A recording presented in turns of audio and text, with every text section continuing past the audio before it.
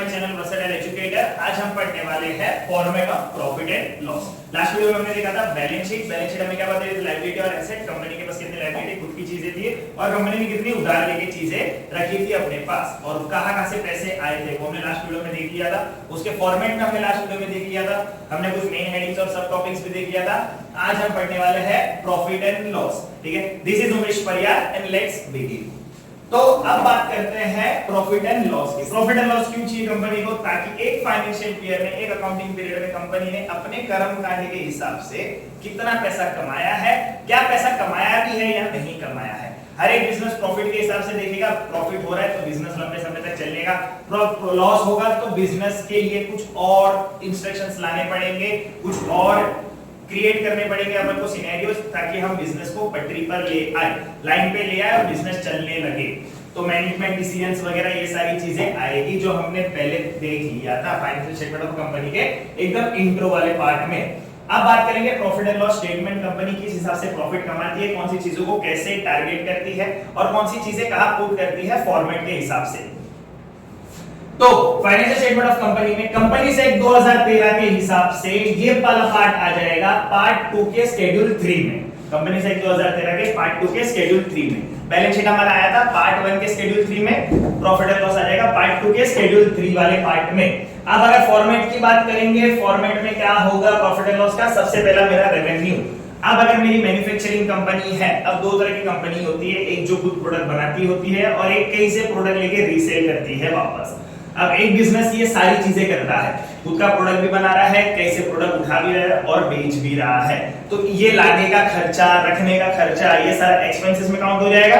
और हम जब इस चीज को बेचेंगे मार्केट में तो इससे हमारी होगी इनकम, तो ये हमारा रेवेन्यू वाला पार्ट हो जाएगा। सबसे पहले मेरा प्रॉफिट एंड लॉस का स्टेटमेंट शुरू कैसे होता है, यही बन जाएगा मेरा फॉर्मेट। फॉर्मेट बन जाएगा ये 4 लाइन का फॉर्मेट हो गया। यहाँ पे आ जाएगा नोट नंबर। मेरे को बैलेंस शीट में भी नोट नंबर दिखाना था, जो मेरा विस्तार पूर्वक वर्जन की हर एक के अंदर कौन सी चीजें और कैसी चीजें आएगी, क्या विस्तार पूर्वक दिखाएंगे। यहाँ पे मेरा बन जाएगा अमाउंट का कॉलम, ये बन गया मेरा नोट नंबर, फिर मेरा बन गया अमाउंट के कॉलम्स, एक कॉलम और अमाउंट का 2 कॉलम। ये अपने अमाउंट के 2 कॉलम बन गए। नोट नंबर थोड़ा छोटा भी बना सकते हो। नोट नंबर सिर्फ मेरे को ये दिखाएगा, गाइड करेगा कि पहले नोट में अगर मैंने ये लिया था तो उसके अंदर कौन सी चीजें आई थी, दूसरा नोट नंबर अगर मैंने किसी को दिया था तो उसके अंदर क्या चीजें आई थी। नोट शो अकाउंट जो हमारा तीसरा फाइनेंशियल स्टेटमेंट है, कि पूरा विस्तार पूर्वक वर्जन अगर आपको क्रॉस वेरीफाई करना है आप जा सकते हो, पेज 10 कीजिए अपने बुक्स ऑफ अकाउंट्स में, आपको नोट्स टू अकाउंट्स मिल जाएगा। वहां पे आप देख सकते हो कि हमने ये नोट नंबर किसको अलॉट किया है और उसके अंदर हमने क्या-क्या चीजें कैलकुलेट की है। सबसे पहली चीज, बिजनेस सबसे पहले पैसा आने का देखेगा कि रेवेन्यू कहां से जनरेट हो रहा है। मैन्युफैक्चरिंग कंपनी है, माल लेगी, रॉ मटेरियल लेगी, उसको कन्वर्ट करेगी फिनिश गुड्स में और फिनिश गुड्स मार्केट में बेच देगी। जरूरी है सिर्फ ऐसी कंपनी भी होती है जिनके लिए, अब मेरी कंपनी है और मैं सिर्फ कॉटन से धागे बना रहा हूं, उसके आगे मेरा प्रोसेस नहीं है, तो मेरे लिए वो धागा जो बनाया मैंने वही मेरे लिए फिनिश गुड्स माना जाएगा। पर यही अगर किसी कोई क्लॉथ बनाने वाला अगर ले रहा है, कपड़ा बनाने वाला अगर ये मेरे से धागा खरीद रहा है तो उसके लिए यही धागा रॉ मटेरियल हो जाएगा और उसके लिए जो कपड़ा बना के बेच रहा है वो फिनिश गुड्स हो जाएगा। उसके बीच की प्रक्रिया जो भी होगी वो वर्क इन प्रोग्रेस हो जाएगी।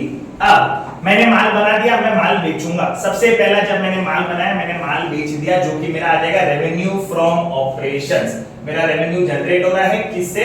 मेरा ऑपरेशन से। मैं मैन्युफैक्चरिंग कंपनी हूं, मेरा मेन काम, प्रिंसिपल काम ही वही है कि सामान बनाओ और सामान बेचो, सामान बनाओ और सामान बेचो। अब सारा सामान जो मैंने मार्केट में बेच दिया वो एकदम ही सही होगा? क्वाइट पॉसिबल नहीं भी होगा। कुछ माल ट्रांजिट में बेचने पर भी खराब हो जाता है तो वो मेरे को रिटर्न भी कर देता है सामने वाला। आपने सुना होगा सेल्स रिटर्न करके। तो अब रेवेन्यू फ्रॉम ऑपरेशन की अगर मैं बात करूंगा और अगर इसको मैं नोट नंबर 1 देता हूं, मेरे को चाहिए नेट इफेक्ट। नेट इफेक्ट की जब मैं बात करूंगा तो क्या आएगा? अगर मैं इसको नोट नंबर 1 देता हूं, मैं अलग से इसके लिए क्या बनाऊंगा? Notes to accounts. जब मैं नोट्स टू अकाउंट्स बनाऊंगा तो मैंने 1 नंबर दे दिया रेवेन्यू फ्रॉम ऑपरेशन को, आरएफओ को। अब नेट इफेक्ट चेक क्या लूंगा? सबसे पहले करूंगा सेल्स, उसमें से जो भी माल रिटर्न आ जाएगा सेल्स रिटर्न को मैं माइनस कर दूंगा। तो जो भी मेरे को यहाँ पे माइनस वाला अमाउंट आएगा ये मेरा एग्जैक्ट अमाउंट हो जाएगा। नोट नंबर 1 मैं दे चुका हूं ऑलरेडी। तो जब रेवेन्यू फ्रॉम ऑपरेशंस आ जाएगा इसको मैं बोलूंगा नेट सेल्स, इसको मैं और क्या भी बोलता हूं, नेट सेल्स, जिसमें से मेरा जो भी माल रिटर्न आया था, जो पैसा नहीं आने वाला है, माल रिटर्न आ चुका है, वो आ जाएगा नेट सेल्स के अंदर। यहाँ पे मैं अमाउंट दिखा दूंगा, मेरा मेन ऑपरेशन। अब बिजनेस के पास जब पैसा पड़ा होता है तो बिजनेस अपने पास पैसा रखता है क्या? नहीं। पैसे पड़े पड़े बढ़ने वाला है? नहीं। तो पैसों को क्या करेंगे? पैसों को भाई इन्वेस्ट कर देंगे, ठीक है, मार्केट में पैसा घुमाएंगे। अगर मेरे सर्कुलर फ्लो में पैसा है तो मेरे को इनकम भी करके देगा। कहीं मैंने इन्वेस्टमेंट कर दिया, कहीं किसी को मैंने लोन दे दिया, XYZ, तो उससे मेरे पैसा और जनरेट होता जा रहा है। बिजनेस सिर्फ एक सोर्स ऑफ इनकम पे पैदा नहीं रहता। बहुत कोट्स वगैरह सुने होंगे, never depends on one source of income या never put all your eggs in one basket. अगर वो ही बंद हो गया तो मेरी कंपनी ही बंद हो गई तो पैसा आएगा कहां से? तो ऐसा काम नहीं करता। किस अकाउंटिंग पीरियड में सेल्स ज्यादा हो गया, किस अकाउंटिंग पीरियड में सेल्स कम हुआ, तो क्या करूंगा? तो कंपनी अदर इनकम्स में भी जाती है, अदर रिसोर्सेज में भी जाती है। जैसे मेरे को किसी ने डिस्काउंट दे दिया सामान खरीदने पर या बेचने पर, वो भी मेरे लिए इनकम का पार्ट हो गया। मैंने किसी से सामान खरीदा था, मेरे को डिस्काउंट मिल गया, मेरा अदर इनकम हो गया, वो भी मेरी इनकम बड़ी दिख रही है कंपेयर टू एक्सपेंस, वो भी याद दिखेगा, डिस्काउंट्स वगैरह। मैंने कहीं इन्वेस्ट किया था पैसा, वहां से मेरे को इंटरेस्ट रिसीव हो गया, वो भी मेरा अदर इनकम का पार्ट हो जाएगा। तो सिर्फ मेरा मेन ऑपरेशन नहीं, उसके अलावा भी कंपनी इनकम कमाती है, वो इनकम आ जाएगी यहाँ पे। Interest receive, discount receive, dividend receive. मैंने कहीं पैसा इन्वेस्ट कर दिया, मेरे को वहां से भी इंटरेस्ट आ रहा है, बैंक ने मेरे को कोई चीज पे इंटरेस्ट दे दिया, वो भी मेरा इसके अंदर आ जाएगा अदर इनकम में। मेरे लिए इनकम हो गई।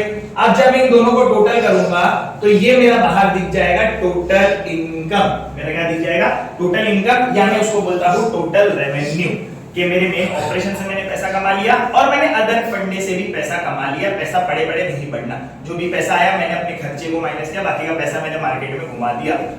अब इनकम के लिए दो ही पार्ट है, रेवेन्यू के लिए दो ही पार्ट है, एक मेरा मेन ऑपरेशंस और एक मेरा मेन ऑपरेशंस नहीं है। इसको मैं बोलता हूं ऑपरेटिंग इनकम भी, इसको मैं बोलता हूं नॉन ऑपरेटिंग इनकम भी। जो मेरा मेन ऑपरेशन नहीं है पर हां मेरे को पैसे आ रहे हैं कहीं ना कहीं से। फिर बात करेंगे एक्सपेंसेस की। अब एक्सपेंसेस कुछ पार्ट में डिवाइड है। पहले एक्सपेंसेस आ गया कॉस्ट ऑफ मटेरियल कंज्यूम। मैं कितने का मटेरियल कंज्यूम कर रहा हूं उस अकाउंटिंग पीरियड में, जिसका कॉस्ट क्या है। कॉस्ट बोले तो खर्चा, मैंने जितना भी मटेरियल कंज्यूम किया होगा। अब मटेरियल कंज्यूम की बात करना मतलब मैं कैसे मटेरियल खरीदूंगा। मान लो मैं कपड़ा ही बना रहा हूं अगर, तो मैंने इसका रॉ मटेरियल कहीं ना कहीं से खरीदा होगा। यस, ऑब्वियस सी बात है। मेरा फिनिश गुड्स बन के कुछ रेडी रहेगा, मैंने और मटेरियल कैसे खरीदा होगा। ये मेरा कंटीन्यूअस प्रोसेस है जो चालू रहेगा। कॉस्ट ऑफ मटेरियल कंज्यूम के लिए फॉर्मूला लगता है, फॉर्मूला ऐसे आ जाएगा कॉस्ट ऑफ मटेरियल कंज्यूम का, COM material consume. Cost of material consume के लिए फॉर्मूला क्या लगेगा? Opening inventories plus purchases less closing inventory. ये मेरा फॉर्मूला बन जाएगा COMS का, कॉस्ट ऑफ मटेरियल कंज्यूम। कि मैंने कितना मटेरियल कंज्यूम किया, उसका खर्चा क्या लगा। कंज्यूम करना मतलब उस अकाउंटिंग पीरियड में मैंने कितना मटेरियल यूज कर लिया है।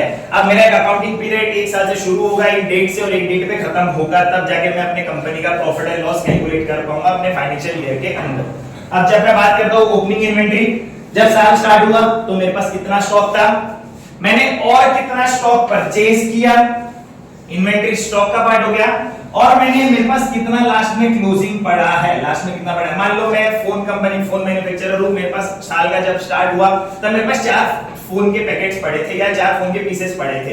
अब 4 फोन से पूरा साल तो नहीं चलना, ऑब्वियस सी बात है। तो मैंने क्या किया, मैंने और मटेरियल खरीदा, मैंने और फोन्स बनाए मार्केट के हिसाब से, और मैंने वो सारे फोन को प्लस करके, मेरे 4 और बाकी के जो भी मैंने फोन बनाए उनको प्लस करके मैंने मार्केट में बेचने के लिए निकाल दिए। अब सारे बिक जाएंगे एक साल में? नहीं, कुछ बचेगा जो कि मेरा दिखेगा क्लोजिंग इन्वेंटरी में, तो वो मैं माइनस कर दूंगा। वो यहां से माइनस होके मेरा बैलेंस शीट में एसेट दिख जाएगा, क्योंकि उसी से मेरा वापस अगले साल का क्या हो जाएगा, ओपनिंग स्टार्ट हो जाएगा। तो वो आ जाएगा मेरा cost of material consume. Formula क्या बना, opening inventory plus purchases minus closing inventory. इसमें से जो भी आएगा वो मेरा दिख जाएगा यहां पे।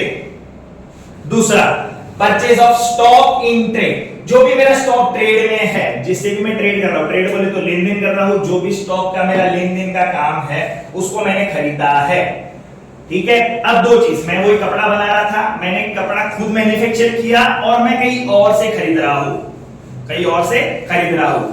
टाइम कंसीडरेशन भी ले लेते, मेरे पास खुद बनाने के लिए उतना टाइम है, पर अगर मेरे पास एक्सेस ऑर्डर्स आते हैं तो मैं कहीं और भी देके कहीं और से भी मैं डायरेक्टली इंटरमीडिएट गुड्स खरीद लूंगा, कपड़े खरीद दूंगा, उसको मैं वापस प्रोसेस करके आगे बेच दूंगा। तो मैं वो साल में वो भी करता हूं कि मैं कुछ चीजें खरीद रहा हूं फॉर रीसेल। मान लो मैंने पेपर खरीदा, पेपर को अगर मैं रीसेल कर रहा हूं, बेच रहा हूं, तो वो मेरे लिए आ जाएगा purchase of stock in trade, कि कैसे मैंने पेपर खरीदा और मैंने पेपर बेच दिया। पर हाँ, मैंने वो पेपर खरीदा और मैं उस पे और कुछ प्रिंट करने वाला हूं, उसमें कुछ वैल्यू ऐड करने वाला हूं, उस पे कुछ लिखूंगा, ये करूंगा, फिर मैं उसको बेचूंगा, मतलब मैं उस पे कुछ कारीगरी करूंगा। तो अगर मैं कुछ कारीगरी करता हूं वो आ जाएगा सी कॉस्ट ऑफ मटेरियल कंज्यूम में। कुछ नहीं करता, डायरेक्ट पेपर खरीद के बेच दिया, वो आ जाएगा purchase of stock in trade में, तो वो यहां दिख जाएगा। अब बात करते हैं ओपनिंग से क्लोजिंग के अंदर। ओपनिंग इन्वेंटरी साल स्टार्ट होगा तो कुछ ओपनिंग इन्वेंटरी दिखेगा, साल खत्म होगा कुछ क्लोजिंग इन्वेंटरी दिखेगा। इसके बीच में मेरा इन्वेंटरी मशीन के अंदर काम चालू रहेगा, मशीन 1, मशीन 2, मशीन 3, वो प्रोसेस चालू रहेगा, जिसको मैं बोलता हूं एक तो मेरा फिनिश गुड्स, माल बन के रेडी हो गया, दूसरा आता है मेरा वर्क इन प्रोग्रेस, तीसरा आता है मेरा स्टॉक इन ट्रेड। तो ये आ जाता है मेरा चेंज इन इन्वेंटरी। इसके लिए भी मेरे पास एक फॉर्मूला है, opening inventory minus closing inventories. अब कभी कभार ओपनिंग में ज्यादा पड़ा होगा इन्वेंटरी, क्लोजिंग में कम इन्वेंटरी पड़ा होगा, कभी कभार क्लोजिंग में इन्वेंटरी ज्यादा पड़ा होगा और ओपनिंग में कम पड़ा होगा। इस तरह से मेरा वैल्यू पॉजिटिव या नेगेटिव आ जाएगा, तो वो दिखेगा मेरा चेंज इन इन्वेंटरीज के अंदर।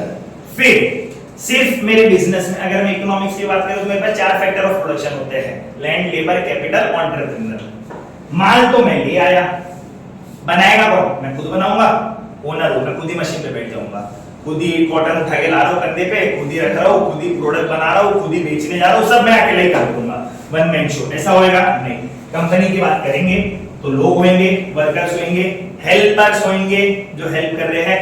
अब ऐसे ही हेल्प करेंगे? नहीं नहीं नहीं, हमको तो किधर मदद करने के लिए बोला था, हम मदद कर रहे हैं, आप भी कर रहे हैं, क्यों नहीं कर रहे? नो, रिटर्न में कुछ लेंगे हमसे, ऑब्वियस सी बातें लेंगे, तो वो मेरे आ जाएंगे एम्प्लॉय बेनिफिट एक्सपेंसेस। एम्प्लॉय के लिए जो भी बेनिफिट होंगे उसका एक्सपेंसेस मेरे लिए खर्चा है। एम्प्लॉय बेनिफिट, एम्प्लॉय जो भी मेरे लिए काम करेगा, वर्कर काम करेगा वेजेस लेके जाएगा, एम्प्लॉय काम करेंगे सैलरी लेके जाएंगे, कुछ साल तक मेरी कंपनी में रहे ग्रेचुइटी में पे करूंगा, ऐसे में और सारे बेनिफिट्स उनके लिए रखता हूं, या मैंने कुछ एक्सपेंसेस या प्रोविजंस उनके लिए क्रिएट करके रखे हुए हैं जो आज फिलहाल अकाउंटिंग पीरियड में मेरे लिए उनके क्या है, एक्सपेंसेस है। एम्प्लॉय को जो भी बेनिफिट दूंगा वो सब एम्प्लॉय बेनिफिट एक्सपेंसेस में शो हो जाएगा। अब बात करते हैं, तो बैलेंस शीट में मैंने देख लिया था कि मैंने पैसा कहां से उठाया, लोन कहां से लिया है, पर वो उठाने का खर्चा जो लगाएगा, कैपिटल लिया, बैंक से लोन लिया, बैंक लगा दे प्रोसेसिंग फी, बैंक को पे लेट किया, बैंक लगाएगा इंटरेस्ट, बाहर किसी को पैसा लेट पे किया वो लगाएंगे इंटरेस्ट। ये सब मेरा आ जाता है फाइनेंस कॉस्ट के अंदर। तो फाइनेंस कॉस्ट के अंदर क्या नहीं आएगा, कभी भी क्वेश्चन में अगर बैंक चार्जेस दिखता है, bank charges is not a part of finance cost. कौन सा पार्ट नहीं है? Bank charges. बैंक चार्जेस मैंने बैंक से कोई अवेल की है सर्विसेज, उसका चार्जेस बैंक ने काटा है, वो मेरा फाइनेंस कॉस्ट नहीं है। फाइनेंस कॉस्ट क्या आएगा? फाइनेंस के रिलेटेड कॉस्ट। फाइनेंस बोले तो मैंने पैसा कैसे उठाया है, फाइनेंस लिया है, उसका जो भी प्रोसेसिंग फी, इंटरेस्ट देना, ये सब मेरा किस में आ जाएगा? फाइनेंस कॉस्ट में आ जाएगा। अब मैंने पैसा उठाया, मैंने साल में पैसा लगा दिया मेरे पूरे प्रोसेस में, साल के बाद में मेरे को उसको क्या देना पड़ेगा? उस परसेंट का इंटरेस्ट देना पड़ेगा। वो भी तो लेन देन चल रहा है, मार्केट में पैसा घूम रहा है, मैंने उससे पैसा लिया, मेरे को उसको इंटरेस्ट के साथ देना पड़ेगा। मुद्दल तो मैं चुकाऊंगा नहीं, प्रिंसिपल अमाउंट धीरे धीरे करके चुकाऊंगा, तो मैं इंटरेस्ट देता हूं हर साल। अब प्रॉफिट हुआ तो इंटरेस्ट दूंगा, लॉस हुआ तो भी इंटरेस्ट तो देना ही है मेरे को, कैसे भी दूंगा। वो आ जाएगा फाइनेंस कॉस्ट के अंदर। फिर बात करते हैं डेप्रिसिएशन एंड अमोर्टाइजेशन। माल बना कैसे? चलो पहले तो हाथ से कारीगर बना देते थे, अब तो ज्यादा बनता था नहीं, मशीनरी आ गई, टेक्नोलॉजीज आ गई। टेक्नोलॉजीज क्या होगी? आज टेक्नोलॉजी का वैल्यू कुछ और है, एक साल बाद कुछ और होगा। क्यों और होगा? क्योंकि जब साल भर वो मशीन चलेगी, वो प्लांट चलेगा, वो लैंड एंड बिल्डिंग चलेगा, उनकी वैल्यू में थोड़ी गिरावट आएगी। तो बाय टाइम एब्सोल्यूट या डेप्रिसिएशन करके एक चैप्टर पढ़ा था अपने 11th में, उसके अंदर सब कुछ था कि अगर टाइम का इफेक्ट भी लो तो टाइम के हिसाब से भी वो मशीनरी 1 साल के बाद थोड़ी पुरानी हो जाएगी, पुराने के चक्कर में भी उसका वैल्यू गिरेगा, यूज करूंगा तो भी उसका वैल्यू गिरेगा। बेस्ट एग्जांपल, बाइक सबके पास होगी, कार सबके पास होगी, घर पे सबके पास तो नहीं होगी पर मान लो होगी, काल्पनिक जीते हैं थोड़ा कि सबके पास कार है। आज मैंने कार ले ली, आज 5 लाख की कार है, 1 साल बाद 5 लाख की होगी नहीं, क्योंकि नॉर्मल कोर्स ऑफ टाइम में भी जितना मैं उसको चलाऊंगा उसका वैल्यू क्या होएगा, थोड़ा कम होएगा, क्योंकि 1 साल बाद तक तो और मार्केट में नई टेक्नोलॉजीज की कार आ जाएगी। फोन के लिए सबसे बेस्ट, फोन का सील पैक खुलते ही खत्म हो जाता है, फोन का वैल्यू कुछ परसेंट से कम हो जाएगा, क्योंकि यूज वाला दिखता है, नया नहीं होएगा, यूज दिखते उसका वैल्यू कम हो जाएगा। वो सारी चीजें आ गई, डेप्रिसिएशन एंड अमोर्टाइजेशन। फिर आता है मेरा अदर एक्सपेंस, जो इन सब में नहीं आता वो सब क्या दिख जाएगा, अदर एक्सपेंसेस में। तो अदर एक्सपेंसेस के लिए भी नोट नंबर बनता है, ये अपन ने नोट नंबर में डाल दिया है, ये याद दिखा देते हैं अमाउंट के अंदर, ये सारे अमाउंट मेरे, और ये नोट नंबर से मिटा देते हैं। नोट नंबर के लिए कुछ विस्तार पूर्वक वर्जन आएगा, तो वो सारी चीजें एक लिंक शेयर करके मैं डिस्क्रिप्शन में डाल दूंगा कि इसके अंदर और कौन सी आइटम्स आती है। सेम बैलेंस शीट के लिए भी मैं विस्तार पूर्वक वो चीजें कि कौन से पार्ट, कौन से पार्ट का पार्ट है, लॉन्ग टर्म में कौन से पार्ट है, प्रोविजंस के कौन से पार्ट है, उसका एक पीडीएफ बना के मैं लिंक में डिस्क्रिप्शन में शेयर कर दूंगा, चेक कर लेना। अब इसकी बात करते हैं, ये हो गया मेरा टोटल एक्सपेंस कि कितना खर्चा हुआ, इनकम मिल गई, एक्सपेंस मिल गई। अब अगर मेरा मान लो इनकम अगर एक्सपेंस से ज्यादा है तो मेरे को मिलेगा प्रॉफिट, कंपनी मस्का चल रही है, इनकम अगर एक्सपेंस से कम होगा तो अगर मेरे को मिलेगा लॉस। दोनों केसेस में इनकम अगर ज्यादा है तो प्रॉफिट, इनकम अगर कम है तो लॉस। जब मैं इनकम में से माइनस करूंगा expense, if income is greater than expense I get profit, if income is less than expense I get loss. कौन सा लॉस, बिफोर टैक्स। जो भी प्रॉफिट होगा, जो भी इनकम होगी उस साल की, उसमें मेरे को टैक्स पे करना पड़ेगा। गवर्नमेंट मेरे को ऐसे फ्री में तो करने दे नहीं रहा है, पूरी चीजें नहीं दे रहा है, एग्जैक्टली मेरे को पे करना पड़ेगा टैक्स। जब मैं टैक्स की बात करता हूं, प्रॉफिट हुआ तो मैं टैक्स दूंगा, लॉस हुआ तो टैक्स नहीं दूंगा। मैं बता दूंगा गवर्नमेंट को, ये ले मेरे आईटीआर, ये ले मुझे सारे डॉक्यूमेंट्स, मैं फाइल कर रहा हूं इनकम टैक्स रिटर्न, मेरे को लॉस हुआ है, मेरे को प्रॉफिट नहीं हुआ है, तो मैं कहां से दूं। तो जब प्रॉफिट हुआ, प्रॉफिट में से टैक्स माइनस कर दूंगा, मेरे को मिल जाएगा प्रॉफिट या लॉस फॉर द पीरियड, कि अब मेरे पास प्रॉफिट क्या है, मेरे साल का प्रॉफिट क्या हुआ है। अब इस प्रॉफिट को मैं अकॉर्डिंगली डिस्ट्रीब्यूट कर दूंगा ओनर्स में, पर कब करूंगा, after paying tax to government. जब मैं प्रॉफिट हुआ, मैंने टैक्स भर दिया, मेरे को मिल गया प्रॉफिट, तो ये मेरा दिख जाएगा प्रॉफिट फॉर द ईयर। अब यहाँ पे मेरे को ये मिला टोटल फ्रॉम एक्सपेंस, मेरे को यहाँ पे मिलेगा प्रॉफिट, इसमें से टैक्स माइनस करूंगा, ये मेरे को मिल जाएगा प्रॉफिट फॉर द पीरियड के उस अकाउंटिंग पीरियड में मेरे को प्रॉफिट हो गया है। होप सो ये लेक्चर में आपको सब कुछ समझा होगा कि फॉर्मेट कैसे बनाया, पर्टिकुलर, नोट नंबर, अमाउंट क्या क्या चीजें आई थी, नोट्स ऑफ अकाउंट्स में क्या था, और आगे और कुछ देखेंगे। तो वीडियो अच्छी लगी हो लाइक करना, सब्सक्राइब करना, शेयर करते रहना, और बेल आइकन दिखेगा दिख जाएगा, नहीं दिखा तो भी बेल आइकन पे क्लिक कर देना ताकि अगले वीडियो की अपडेट जल्दी से जल्दी मिल जाए। Bye bye.